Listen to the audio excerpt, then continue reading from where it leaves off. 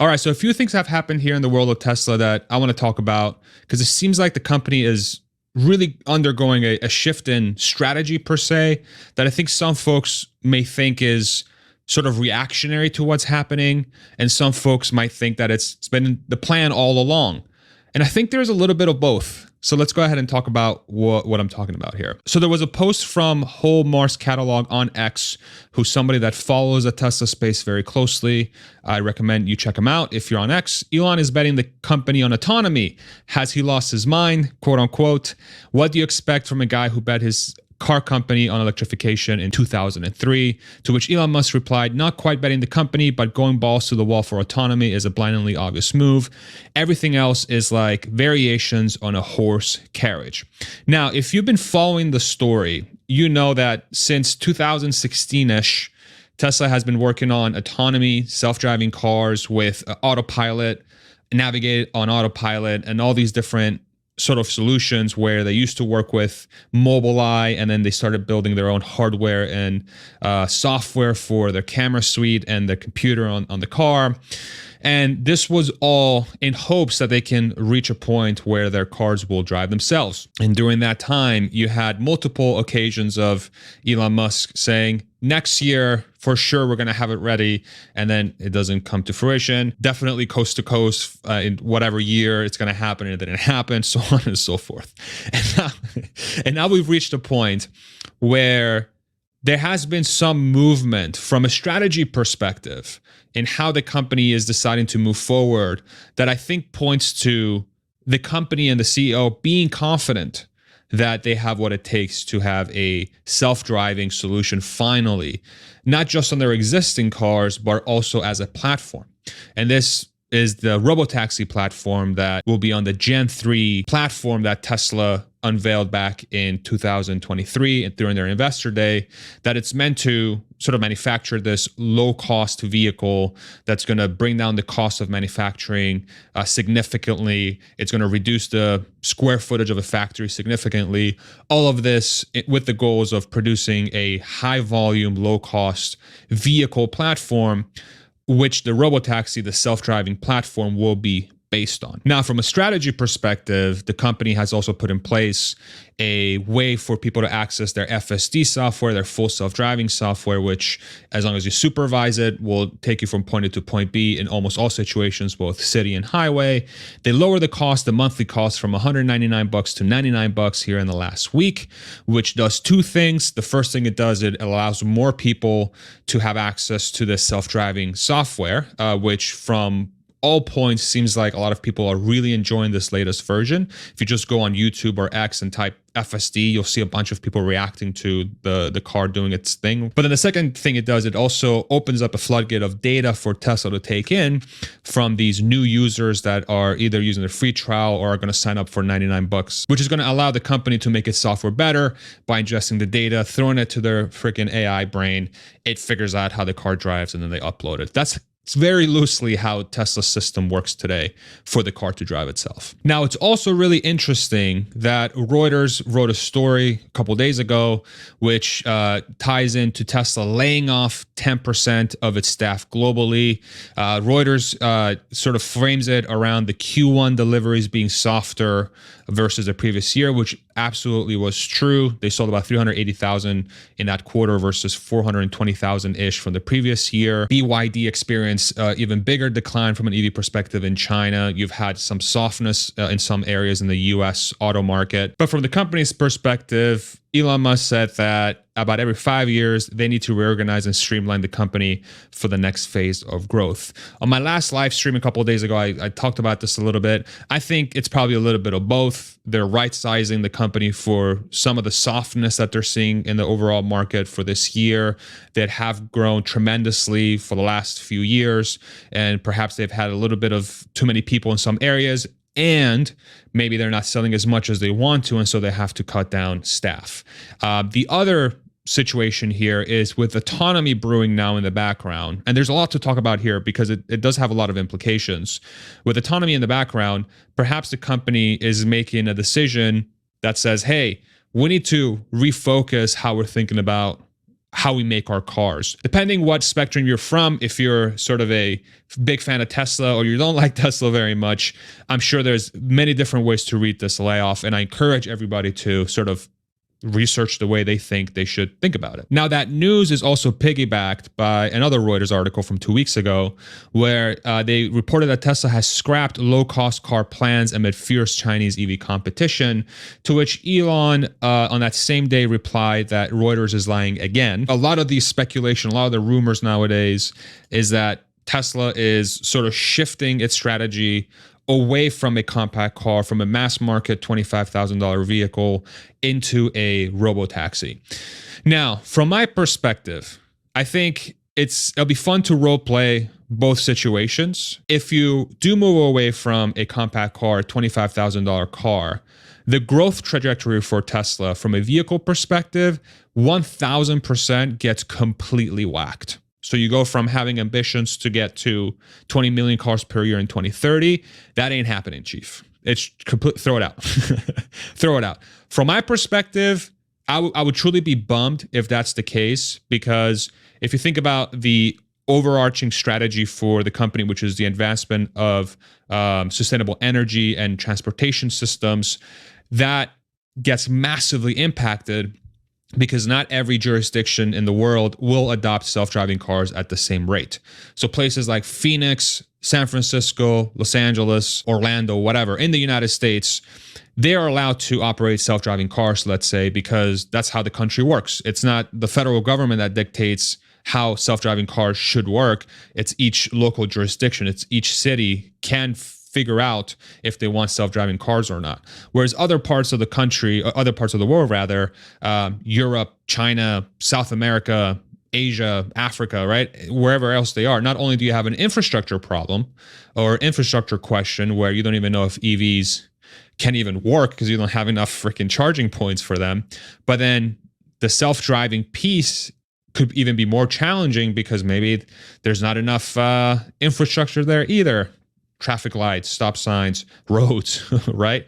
And so there's going to be a varying level of adoption for self-driving cars. So if that's the case, at the very least, like let's say in countries in Europe or China or other parts of the world where they might be slow in adopting autonomy, but they very much would benefit tremendously from having an affordable, high-value electric vehicle that's compact, then if Tesla has planned to nix that, then you've essentially removed millions of units per year in production capacity that Tesla could sell into those markets. Right now, they're selling about 2 million cars per year at an average selling price of about $45,000.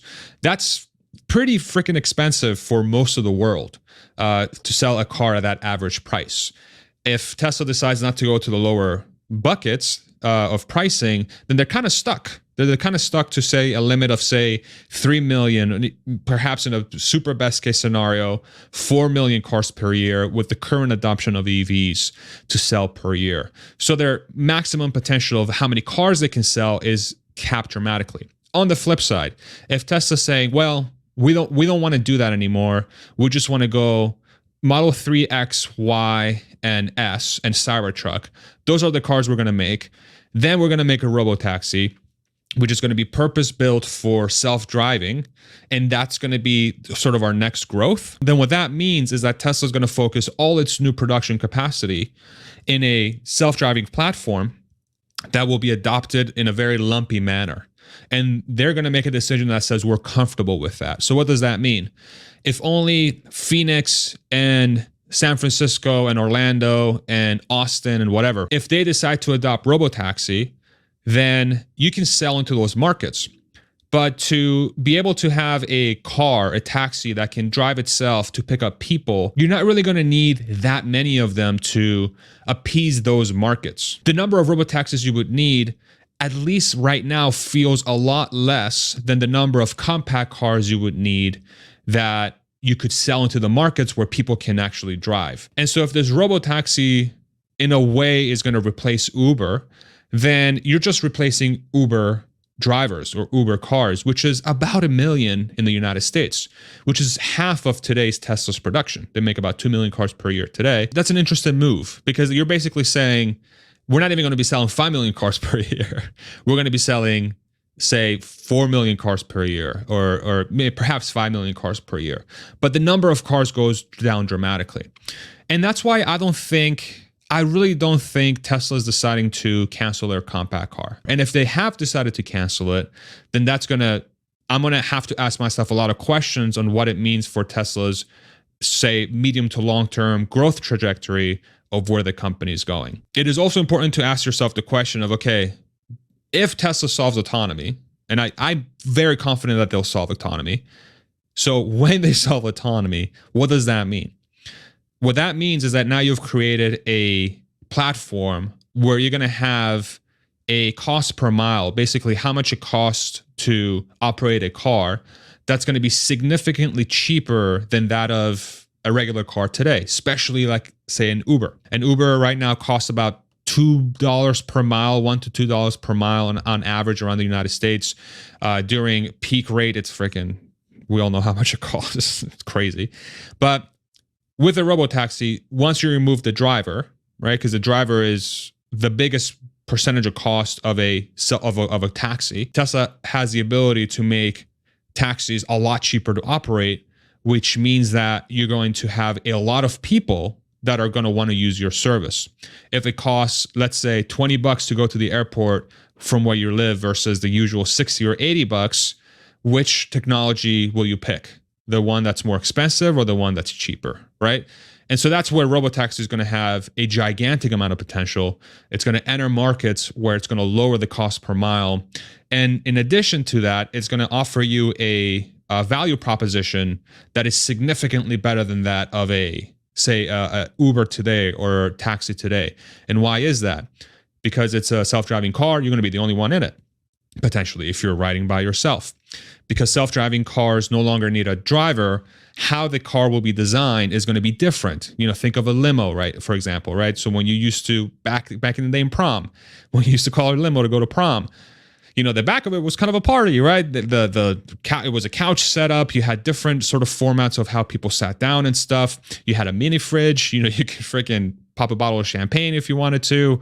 And so I think robotaxi allows the car to transform into a much different use case. It's not this, I'm going to sit down in the back seat and look forward thing. It's going to be much more different. And that's where a self-driving platform can dramatically transform what it means to have a car. So you get those benefits and it's cheaper, right? You get privacy, you get a interior that's customized to whatever you want it to be customized to, and you get lower costs and you get much better safety because you don't have a human that can make an error. You have a robot that's rarely, if ever, going to make a mistake. And so your chances of injury and death go down dramatically. And again, and it's cheaper. How is that technology not going to win?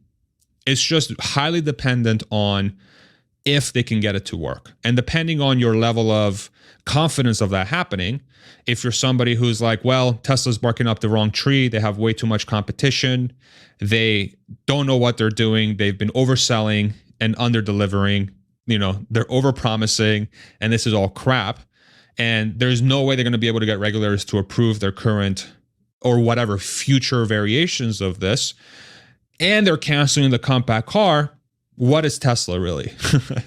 That's the question those people will ask themselves. That's the question, right? And I fully respect that viewpoint. The way I view it is the trajectory of self-driving is clear. I think with version 12, Tesla has proven that a camera system with an AI brain that can process all the data, very simplistic way of putting it, can very much become a self-driving platform. And they're doing so at a rate from a cost perspective of building it out, which is a fraction of the competition, like say Waymo, and they're able to put it in cars that they can make millions per units per year because it's just 8 cameras and a computer. And so that equation, if they're successful, becomes successful, right? It just becomes a no-brainer because the value proposition is way too good. The other piece of this too, which is very interesting, is that the underpinning of that technology is beginning to take traction. So artificial intelligence powered physical objects. So what do I mean by this? If you look at some of the latest announcements from the internet, about humanoid technology, which it kind of pertains to also self-driving technology, because these are physical objects, mechanical objects that are figuring out how to manipulate the physical world, the real world. You have now companies like Boston Dynamics. This is a post from Marquez Brownlee, MKBHD, the best tech channel on the internet. Shout out Marquez. Boston Dynamics just came out with their humanoid robot version. And if you follow Tesla closely, and I'll show you a video of that Tesla robot as well, this thing is a Tesla bot competitor. And they just unveiled this today. And this is underpinned by the same technology as a self-driving car, right? So that's pretty cool. Look at this thing. It's like twisting around and it's, look at him. Goodbye. Then you also have Figure AI, which I'm sure you've seen multiple times. Here's another company that's trying to solve for humanoid general purpose technology using a sort of human form factor and artificial intelligence. And then, of course, if you follow Tesla closely, you're very familiar with the bot, the Optimus bot, where Tesla is using the software from the full self-driving cars, basically that FSD self-driving stack, and they're using it to manipulate a human or robot that can walk around and manipulate objects and whatnot. And this is where I'm like, okay, the technology, it's clear where we're going. There is a shift towards autonomy in the real world. Tesla's working the self-driving piece and the humanoid piece.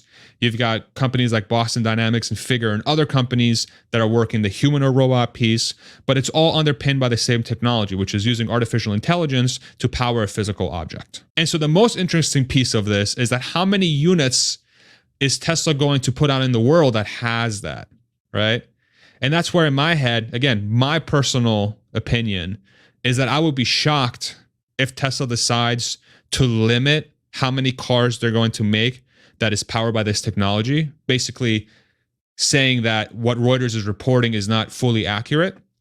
And instead, since Tesla has been working towards this Gen 3 platform, which is going to dramatically lower the cost and the footprint of their factories, it makes so much sense. Since you have an advantage from a cost perspective and a scale perspective, you make the cheapest, best value for money EVs at a profit in millions of units, which no one else can do. And then you're going to make a process that's going to be able to make those at half the cost potentially and still be profitable. Why wouldn't you flood the market with these suckers? Why would you cancel that program? And so that's where I'm at. And so next week, the quarterly earnings call that Tesla's going to have on Tuesday on the 23rd is going to be incredibly fascinating, because I bet you a lot of these questions are going to be asked on that call. They better be. They better be. That's where I expect Elon Musk to sort of start pointing people towards. It's like, yeah, you're thinking about Q1. It was a crappy quarter, low deliveries. There's potentially some red flags in the economy from a vehicle market perspective, but he has traditionally been very good at pointing the attention towards the future. It's like, this is where we're going, right? It happened with the Model 3 ramp back in 2016, 2017, when the company was hemorrhaging money and a lot of people thought that we're going to go bankrupt. And the CEO said, y'all are crazy. Just focus on the future. We're going to go there. 500,000 cars by 2020, blah, blah, blah. Came to fruition, right? So I think this is where we're going again with the story, if you've been following it closely. Let me know what you think in the comment section below. A lot there. It's just such an interesting time in Tesla's arc. It really is. There's a giant shift. Some people will view it negatively. Some people will view it positively. I think a lot of people are just watching and seeing what happens, just without, a dog in the fight, just being interested in what happens. So yeah, we'll see what happens. If you enjoyed this video, subscribe for more content like this. And if you want to support the channel, links in the description below. Thank you so much for watching. We'll see you in the next one. Bye-bye.